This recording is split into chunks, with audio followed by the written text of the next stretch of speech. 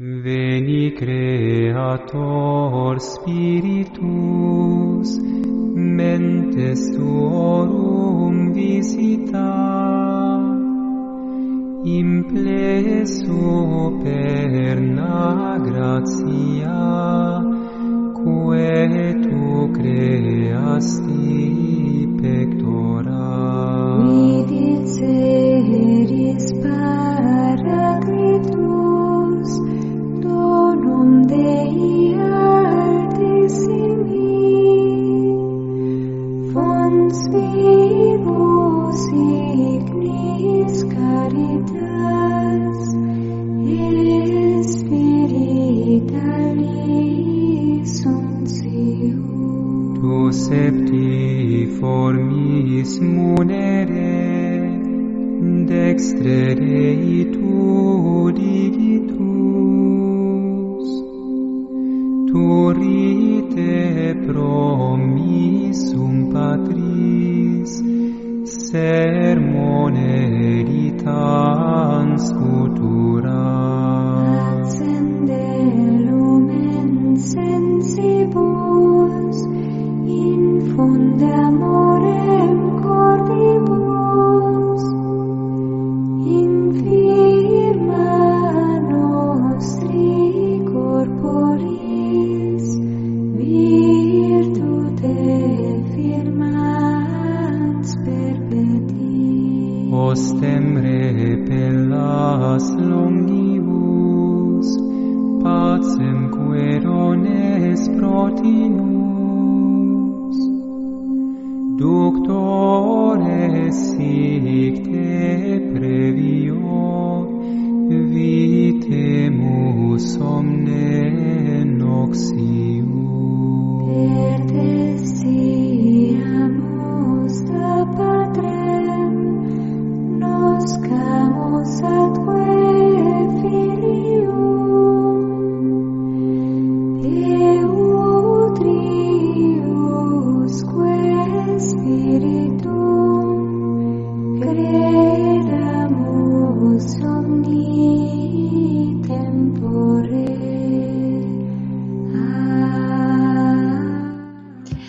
Fala galera, tudo bem com vocês? Eu sou Mariana Mascarenhas, jornalista e pesquisadora do Centro de Estudos Logoimagéticos Condés Fotós, e na edição do Imagens em Foco de hoje, nós vamos fazer uma viagem pelo universo das imagens para entender como surgiu o dogma da Santíssima Trindade e também as diferentes imagens que foram produzidas a respeito.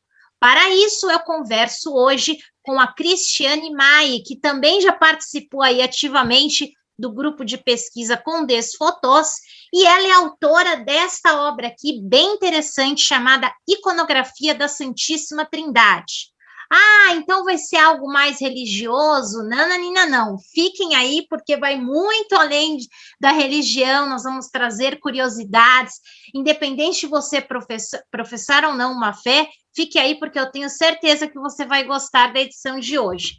Bom, Cris, seja bem-vinda à nossa edição do Imagens em Foco. Gostaria de agradecer a sua presença. Obrigada por ter aceitado o convite aí para participar conosco. Ao contrário, Mariana, eu que agradeço muito a oportunidade da gente poder falar um pouquinho sobre a iconografia da Santíssima Trindade. Como você falou, não será um papo religioso, até porque eu não estudei ciências da religião, nem sou teóloga, mas eu sou pesquisadora da imagem, né, que começou justamente com o professor Dr. Jacques Brandão, dentro da Unisa. Na época eu fiz o meu mestrado com ele e participei do grupo por alguns anos, o que muito me ajudou.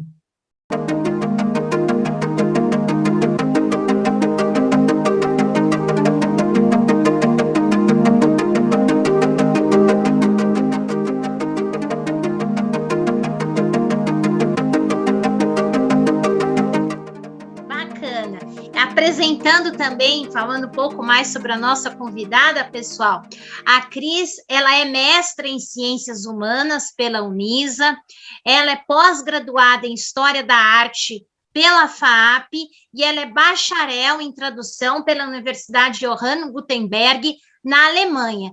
Até para começar, Cris, antes mesmo de falar sobre a obra, eu queria entender, né, como se deu esse encanto pelo universo da arte, porque você é bacharel em tradução, mas aí, de repente, você resolveu ir para o lado da arte. Conta aí um pouco para a gente como é que foi esse processo. Bem, Mari, a vida não é uma linha reta como a gente traça, né? Eu estudei tradução, atuei muito pouco na área, minha vida toda eu trabalhei em RH, né? Na área de pessoas, e já sempre me interessei por arte. Eu gostava muito de história, gostava muito de arte, frequentei bastante museus, fui a muitas igrejas e fazia um curso aqui, um curso ali, né? Quando eu me aposentei, em 2014, eu tinha mais tempo e comecei a me dedicar a cursos. Aí eu busquei algumas coisas e num curso no Museu de Arte Sacra, com o falecido Cláudio Pastro, que foi a nossa expressão máxima de arte sacra contemporânea no Brasil, né? Eu conheci o professor Jack Brandão nesse curso. E aí, sabe como é que é? Uma conversa puxa a outra, ele me falou do grupo de pesquisa que ele tinha, eu perguntei se podia entrar, aí me encantei pela linha que ele tem da história da não, história sou eu que faço. Ele faz a pesquisa da iconografia, da imagem em geral, né? E eu me interesso muito pela história da iconografia, em particular a história da iconografia sacra cristã, né? E assim eu comecei a enveredar esse caminho, né? Então, uma paixão que já vinha, posso dizer, desde menina, que eu sempre gostei muito de arte, né? Acabou nesse pós-carreira meu, enveredando por aí. Aí a gente tem tempo de ir atrás das suas grandes paixões, né? Ah, que bacana. Foi acontecendo, né, Cris? Acho que isso que é o mais interessante. Exatamente. E aí agora eu quero saber um pouco mais, né, como que surgiu a ideia aí de produzir essa obra, a iconografia da Santíssima Trindade. Foi uma pesquisa densa, né? Eu já li o livro, bem interessante, então recomendo aí uma pesquisa profunda que leva até a conhecer a história, né? Porque é como os períodos vão influenciando aí as diferentes reproduções. Mas antes até de falar sobre essa questão, eu queria entender, então, como é que surgiu a ideia e como foi o processo de produção da obra, Cris. Mari, a minha dissertação foi sobre a história da iconografia da Santíssima Trindade. Era um desejo que eu tinha de explorar essa iconografia pelas características dela de ser algo tão, como é que eu vou dizer, tão difícil, né? É o dogma da religião cristã, na minha opinião, mais complexo e difícil de entender. Né? E tirando a arte já do século XX, a arte gestual, né? Toda outra arte ela é uma arte mais intelectual, quer dizer, o artista precisa pensar o seu objeto para aí passar para a execução. A arte gestual não, é aquela do braço, enfim, do corpo, aí é mais o gesto mesmo que influencia a arte, né? E eu falo sempre de uma arte bidimensional, Mariana, isso eu também preciso falar um pouco do meu recorte, né? Certo. Então, o meu recorte de dissertação foi uma arte bidimensional, então eu olhei pintura em todas as suas acepções, o mosaico e um pouco o baixo relevo, né? E eu também fiz um recorte temporal. Eu fui até o iniciozinho do século XV, o que a gente poderia, assim, a grosso modo, dizer que é o final de uma arte religiosa simbolista, né? Porque aí já vem o Renascimento, que já traz uma coisa mais natural para dentro da arte, né? E o que me interessava e ainda me interessa é o simbolismo que eu vou reencontrar depois no finalzinho do século XX, começo do século XXI, em Cláudio Pastro, né? Lembrando, Cláudio Pastro, nosso maior artista sacro que o Brasil teve na contemporaneidade, obviamente, e é o artista que os católicos conhecem porque ele fez todo o interior da Basílica de Aparecida, que é a sua obra maior e última, para dizer assim, né? Infelizmente, ele nos deixou muito cedo, em 2016, senão eu tenho certeza que ele seria hoje, junto com o padre Rupnik, as duas maiores os dois maiores artistas sacros, né? Então, o meu recorte na dissertação foi esse. Eu estudei o começo da iconografia da Igreja cristã, lá atrás, século III, século IV, quando essa iconografia começa a surgir, principalmente em contexto funerário, né? Em sarcófagos e nas catacumbas, até como isso eu também descrevo um pouco no meu livro, como uma afirmação de identidade, né? Então, certo. A arte cristã, ela vem muito também como uma afirmação do grupo, né? Que quer se distanciar dos pagãos, quer se distanciar de Roma, Grécia e até dos judeus, né?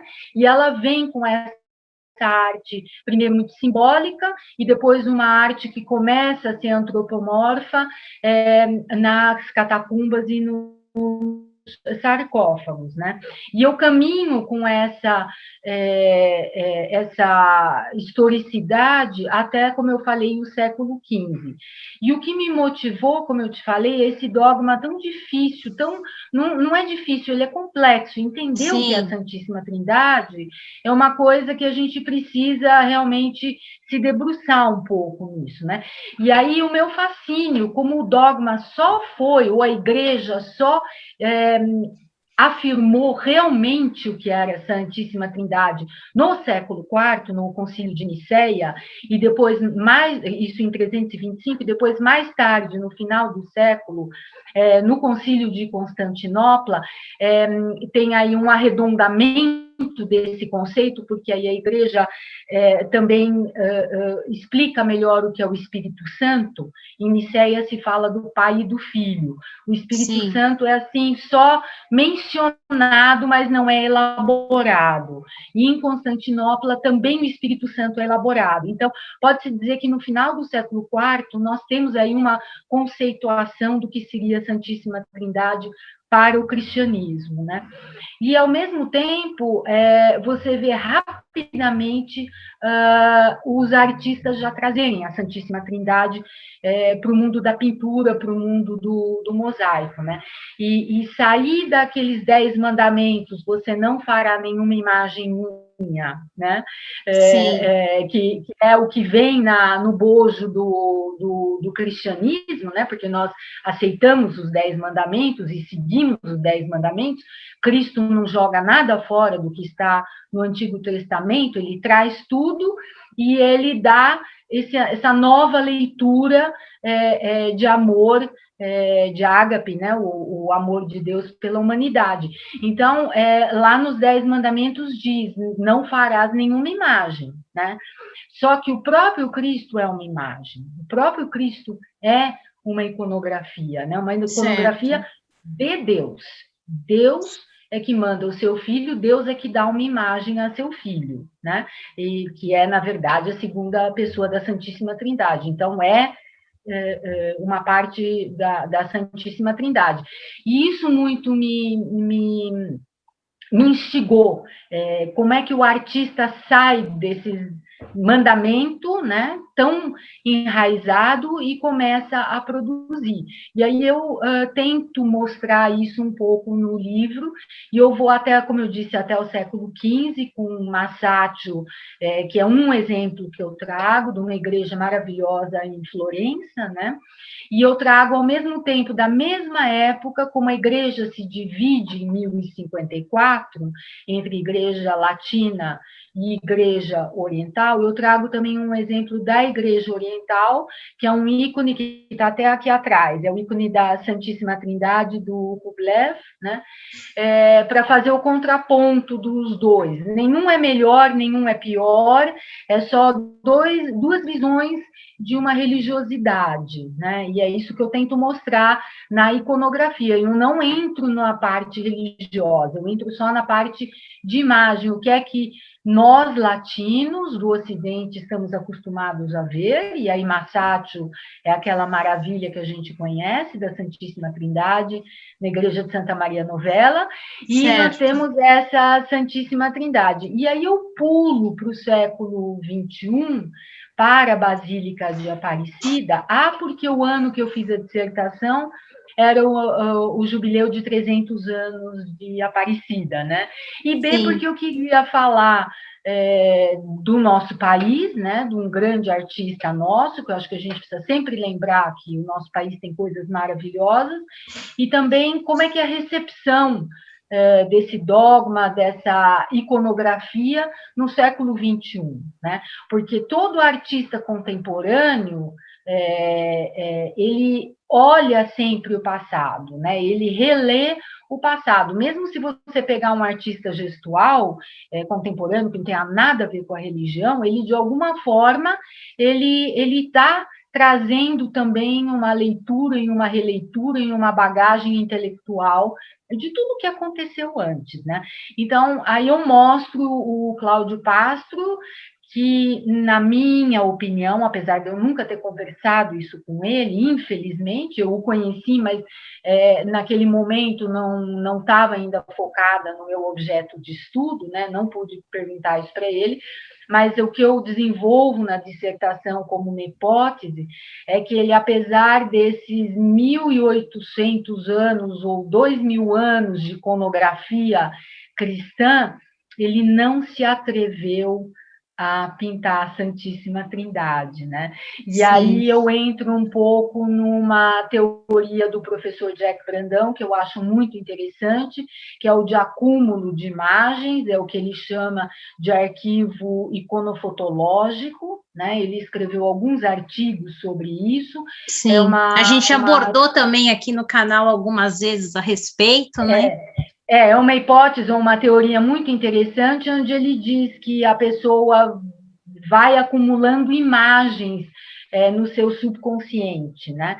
Então, a minha hipótese, quando eu leio a obra de Cláudio Pastro na Basílica de Aparecida, é que ele é pós-moderno, porque ele deixa, como ele não faz uma iconografia, ele faz ele escreve as palavras, né?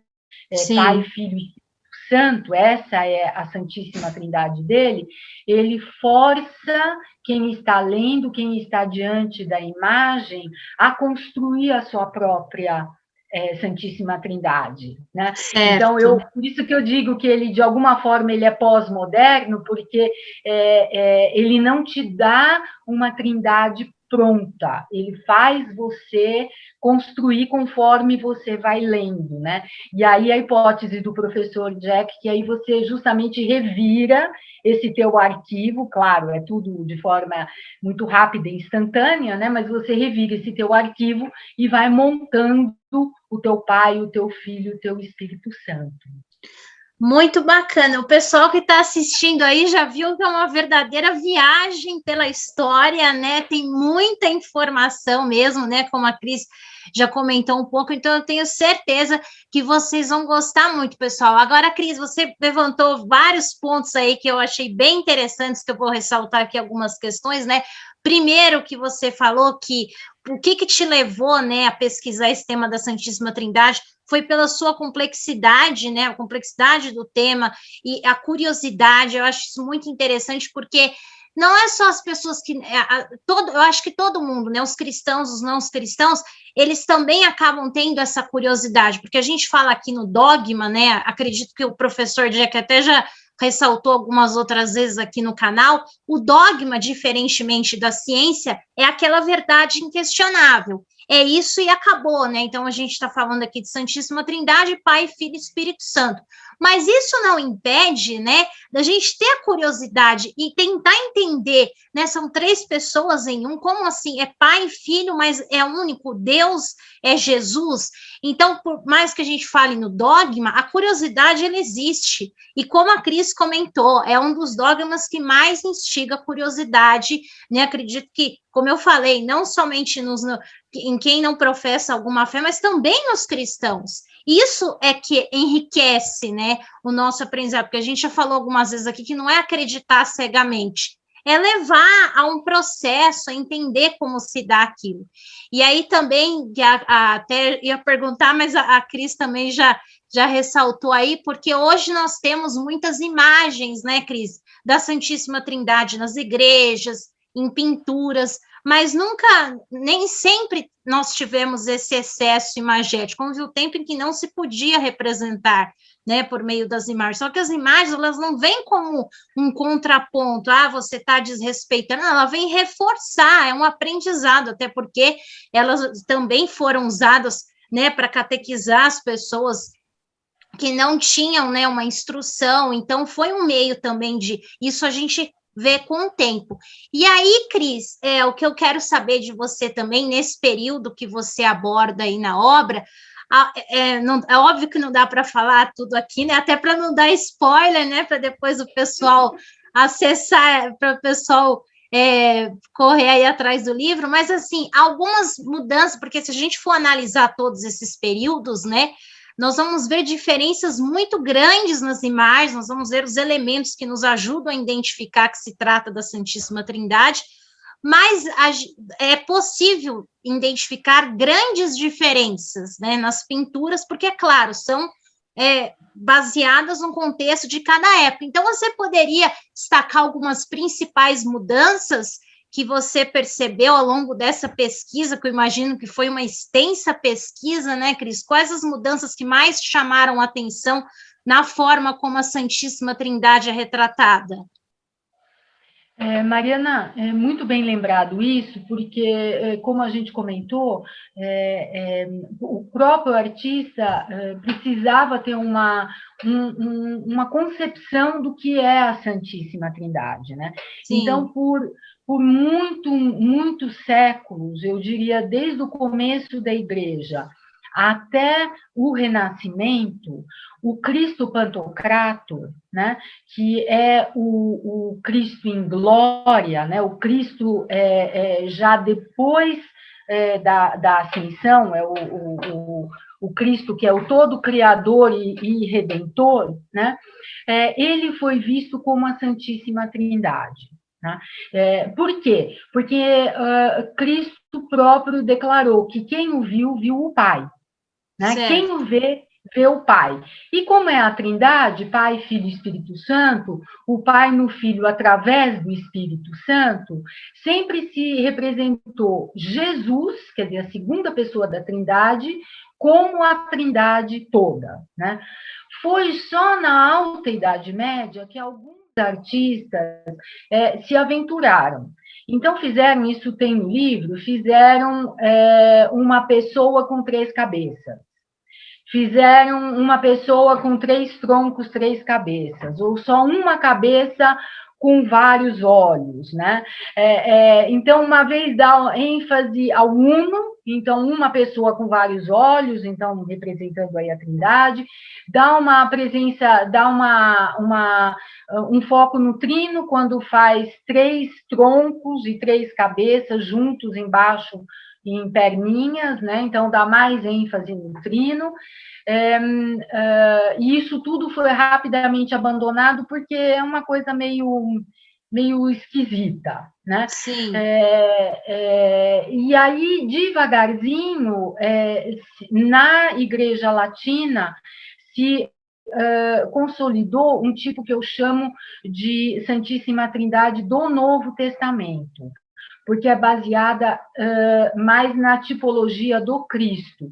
E uma delas é o trono da misericórdia, que é justamente que eu pontuo lá em Florença, que é o Deus Pai com o Deus Filho no crucifixo e o Espírito Santo que voa entre os dois, né? Então, isso praticamente é o que se vê hoje na igreja ocidental, na igreja latina, né? Algumas vezes você vê pai e filho sentados um na frente do outro, um velhinho de barba, com um rapazote e a pomba do Espírito Santo, que eu acho um pouco uma apelação, né? Deus não tem idade, Deus é eterno. Então, Sim. colocar o Deus de barbinha branca, cabelo branco e o Jesus mais jovem, né? Mas, enfim, é o que a gente vê. Mas eu diria, o que é mais aderente ao dogma é o trono da misericórdia que a gente conhece, que é esse Deus Pai segurando o Deus Filho, né, o apoiando a cruz e o Espírito Santo.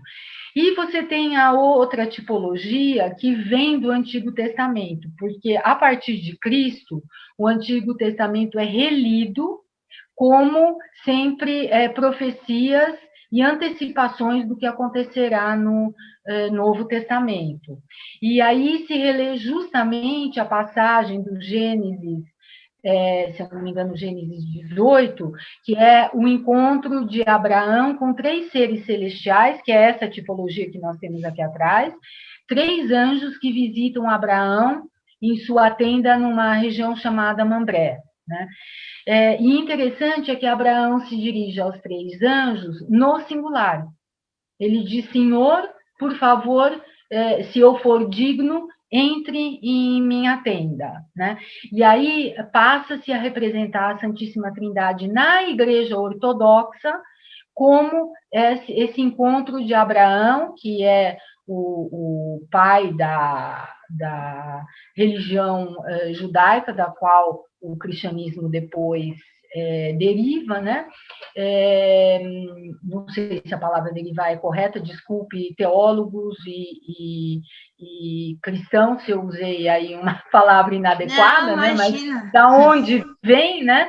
E aí essa tipologia dos 3 anjos, a gente vê menos no Ocidente, a gente ainda vê, eu vi alguns, inclusive em Ouro Preto, né? Mas se vê mais no Oriente, na igreja ortodoxa, na igreja copta, não existe quase o que existe no Ocidente, o senhor velhinho de barba com o seu filho, né? Mas existe mais essa tipologia que vem do Antigo Testamento, Abraão em Mambré com os 3 seres celestiais. Certo. E Cláudio Castro faz. A gente precisa pensar que justamente, desculpe, Mari, te cortei. Não, imagina, pode falar. Essa tipologia, isso também me interessava na minha pesquisa, né? A recepção dessas tipologias no século 20 e 21, né? E Cláudio Castro faz uma Santíssima Trindade baseada no Gênesis, no Abraão, maravilhosa no Mosteiro de Itaici. É um painel de 20 metros quadrados, muito, muito bonito. Quem for de São Paulo, tiver interesse, visitem o Mosteiro de Itaici, peçam para ver a Capela da Santíssima Trindade. Lá tem essa tipologia do Abraão. E a partir dessas 2 imagens e de toda a sua pesquisa, você acredita que chegou-se, digamos, uma padronização entre aspas, né? Porque a gente ainda tem hoje, principalmente, essa diversidade imagética, né? Retratando a Santíssima Trindade, mas você diria que chegou, sim, a uma certa padronização na forma como a Trindade é vista hoje, até pelo que você levantou no começo, né, tinham várias percepções, com 3 cabeças, enfim, que poderia trazer mais confusão, né, porque cada um trazia a partir da sua própria percepção, e aí que está também a justificativa do quão complexo é esse tema. Mas o que você diria hoje? Eu acho difícil falar de padronização, Mariana. Eu acho até bacana que não tenha uma padronização, né? Até porque o artista, dentro de certos...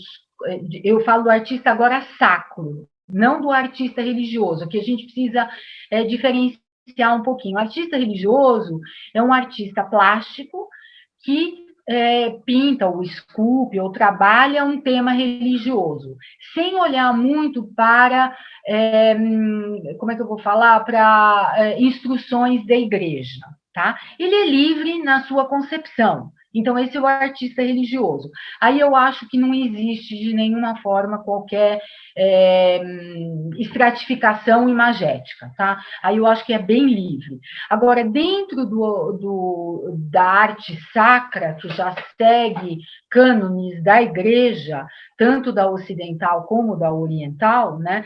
Eu acho que mesmo assim não existe uma cristalização. Haja vista Pastro, né? Pastro, como eu falei, pós-moderno, ele aí precisa ler um pouquinho, porque eu falei que ele escreve as três pessoas da Trindade, mas tem mais, ele coloca uma cruz com as chagas de Cristo, tudo muito simbólico, né, muito bonito, complexo também, mas ele deixa livre para a nossa imaginação. E eu imagino que outros artistas trarão novas visões da Santíssima Trindade, novas releituras, eu diria, não visão é a palavra errada, porque a visão é só uma, é o dogma, né? Mas novas releituras da imagética da iconografia, e é isso que muito me interessa, né? Ver, principalmente artistas jovens relendo toda essa bagagem que existe, né? Que é até o que o Concílio Vaticano II pede. Ele pede para o Concílio Vaticano II tem todo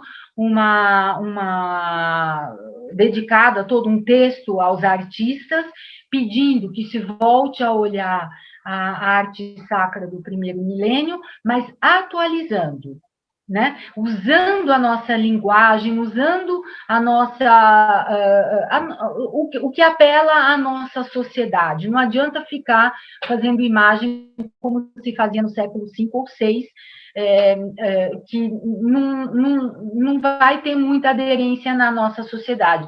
E tem alguns artistas que têm feito isso muito bem. Tem uma moça, se eu posso citar, fazer um pouquinho de propaganda aqui, tem Pode uma falar. moça super jovem, da tua idade, acho que ela tem 30, 31 anos, ela é de Fortaleza, ela chama Maria Fonseca, ela tem um blog muito bonito, chama Arte Sacra Maria Fonseca, e ela é iconógrafa, ela estudou iconografia sacra, ela tem inclusive as mãos abençoadas pelos padres da Igreja Oriental, ela estudou depois com Cláudio Pastro, e ela faz obras maravilhosas, Brasil afora.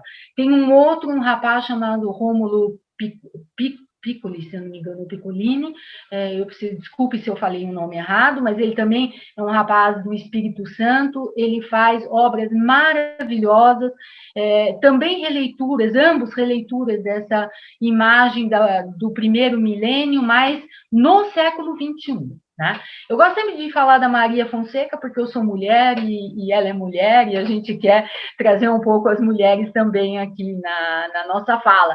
Mas o Rômulo também é maravilhoso, como tem vários outros. Me desculpem os outros artistas, se eu não citei, são vários, e eu só estou citando os brasileiros, Mariana. Então, é assim, eu acho que não tem uma cristalização, ainda bem, né? Senão a gente não poderia mais pesquisar e estudar, o que é bonito é isso, né? Mas tem coisa muito, muito boa que olha para o primeiro milênio e está relendo, tanto com os olhos de brasileiros, né? Trazendo a enculturação brasileira, que o Cláudio também fazia, um pouco rostos mestiços, até negroides. Então, essa enculturação também é importante para a gente se ver nessa obra, né, como brasileiros. Né? Certo. Mas isso quem visita Aparecida já deve ter visto, né, que o Cláudio colocou bastante de Brasil ali. Sim, não, e é muito importante mesmo você ressaltar, né, nós temos aí o Cláudio Pastro, né, que é esse grande destaque, também a Maria Fonseca, eu já tive a oportunidade de conhecê-la pessoalmente, eu fiz uma entrevista com ela, então é bem interessante, porque às vezes o pessoal pensa que, não, a retratação da Trindade, enfim, é algo que não está ligado aqui ao Brasil, então a Cris também traz esse olhar, né, para o Brasil também, que é bem interessante. E o que você comentou, Cris, vai ao encontro também do que a gente fala muito aqui no canal, né? Que não existe essa, de forma geral, nessa universalidade da imagem, porque são vários elementos que influenciam a produção imagética. Então, é o contexto histórico, tem o olhar do artista, cada um tem o seu olhar, influenciado pelo período, tem as suas formações, e tem o olhar do leitor, né? Que é essencial também, e ele vai decodificar o que está ali. Então, realmente vai ao encontro mesmo. E a sociedade, onde tanto o leitor como o produtor da arte estão inseridos, né? A tal Exatamente. da Weltanschauung, né? O ponto de olhar do qual a gente parte, né? Sim, com certeza. Agora, Crisina, um pouquinho além dessa dimensão espiritual, né, que a gente comentou aqui, o sentido da Santíssima Trindade, nós até já conversamos, inclusive no grupo, essa questão, né, a trindade, quando se fala de 3 elementos, que dá aquela ideia de equilíbrio, enfim, que a gente pensa também no triângulo, nós podemos perceber isso não só nessa questão que a gente está falando aqui, Pai, Filho e Espírito Santo, como também de outras formas, né? A imagem, nós já fizemos algumas análises imagéticas aqui, então a gente pode perceber em pinturas esses elementos presentes de uma outra forma, mas que ressaltam também a ideia de trindade. O que você teria a falar para a gente a respeito? Eu não diria trindade, eu diria tríade.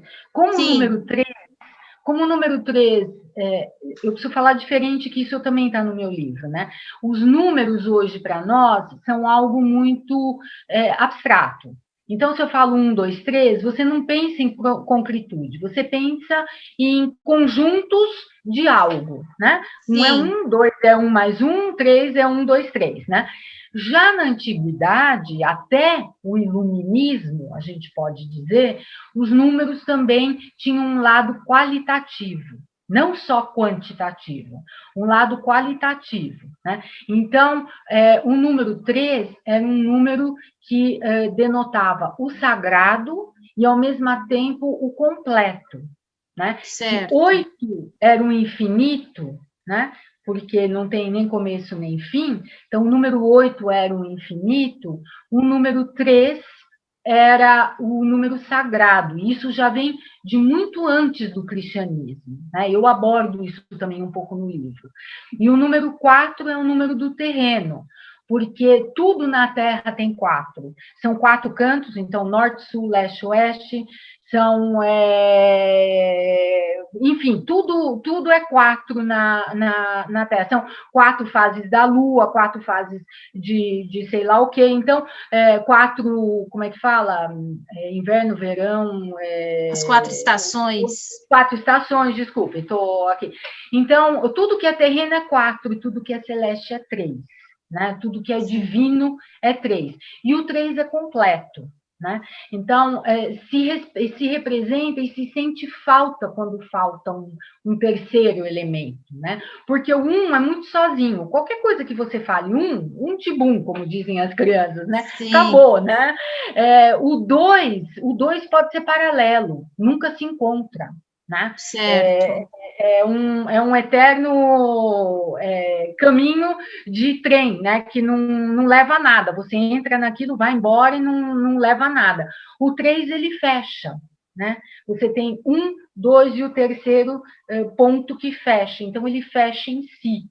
E a gente sente falta desse triângulo. Então, e isso é uma hipótese minha, que eu nunca escrevi, mas agora que você me perguntou, né, é uma hipótese minha, quando se deixa a religião na Revolução Francesa, que se passa a ter um Estado laico, você substitui a Santíssima Trindade por uma outra trindade, que é a fraternidade, liberdade, liberté, fraternité e égalité, né? A fraternidade, a liberdade e a igualdade. Certo. É uma tríade. Sim. Né? É uma tríade. E assim você pode observar várias tríades dentro da democracia. Você tem o executivo, o legislativo e o judiciário, né? Que também fecha uma sociedade democrática. Né? Os 3 poderes precisam ser iguais, assim como a Santíssima Trindade é una e trina, né? A democracia também tem que ser una e trina. né? Sim. Não a bagunça que a gente vê por aí, né? E na minha opinião, agora eu vou fazer uma brincadeira. Pode fazer brincadeira? Claro, fica à vontade. Aqui os convidados ficam à vontade para fazer o que quiserem. Com vergonha das minhas brincadeiras. E não, pode fazer. É que na nossa bandeira falta um terceiro elemento, por isso que a gente não se acha. Nós temos ordem e progresso. Falta um terceiro elemento. Olha só, exatamente. Sociedade, ou comunidade, ordem, progresso e comunidade, alguma coisa assim, né? Então, ordem e progresso. Ordem e progresso não leva a gente aonde a gente quer chegar. Nós somos sempre o país do futuro, né? Parece algo então, fechado, né? Uma visão, algo... Então, assim, desculpa a brincadeira, mas eu já pensei... Não, imagina! Inserisse um terceiro elemento, quem sabe a gente seria não só o país do futuro... Não estaria essa situação que a gente está hoje, né? Não, mas é muito interessante, pessoal. Vejam aí que não é só a questão da Trindade, né? Essa tríade, olha onde a gente já chegou, né? Outras reflexões aqui que a Cris trouxe para a gente. Cris, a gente já está caminhando para o final da entrevista e eu gostaria de saber se você queria ressaltar algo mais que você acha importante e também, né, claro, aí que a gente falou tanto sobre a sua obra, como que quem quiser saber mais informações, adquirir a obra, como é que faz? Mariana, eu acho que a gente falou bastante da obra, também não vamos cansar as pessoas demais, né? Só ressaltando que ela não é teológica nem religiosa, claro, precisa abordar isso, porque não tem como falar da Santíssima Trindade sem abordar, mas a minha pesquisa foi realmente iconológica, né? Iconográfica, que é o que me interessa, é iconografia, né? O convite que todos visitem Itaici, para ver a Santíssima Trindade baseada no Antigo Testamento, do Cláudio Pastro, e visitem, independentemente de ser católico ou não, a Basílica de Aparecida, que tem obras de arte maravilhosas do Cláudio Pastro e de outros artistas sacros brasileiros. E quem se interessar pelo livro, eu agradeço o interesse, né? Precisa entrar em contato com a editora Lumen e Virtus, né? Que eu imagino que você possa até depois deixar no descritivo para as pessoas o endereço de e-mail ou aonde encontre, né? A editora, por favor. A venda é feita direto pela editora. Certo, a gente vai deixar, sim, o link na descrição deste vídeo, então, quem tiver interesse pode acessar. E, mais uma vez, agradecer aqui a participação. Foi um bate-papo de muito aprendizado para mim e, com certeza, para as pessoas que estão nos assistindo. Muito obrigada mesmo, viu, Cris? Eu que agradeço, eu agradeço a atenção de todos que tenham escutado a gente até o fim aqui. Muito obrigada, Mariana, e obrigada a todos. E vou pedir a vocês aí que não deixem de se inscrever em nosso canal, compartilhar com os amigos. Eu brinco aqui, Cris, que se o pessoal não gostou, compartilha com os inimigos, porque aí eles vão gostar. O importante é divulgar. Então, seguir nossas redes sociais, estamos agora no Spotify também. Nós vamos ficando por aqui e até a próxima edição do Imagens em Foco. Tchau, tchau, pessoal. Tchau, obrigada.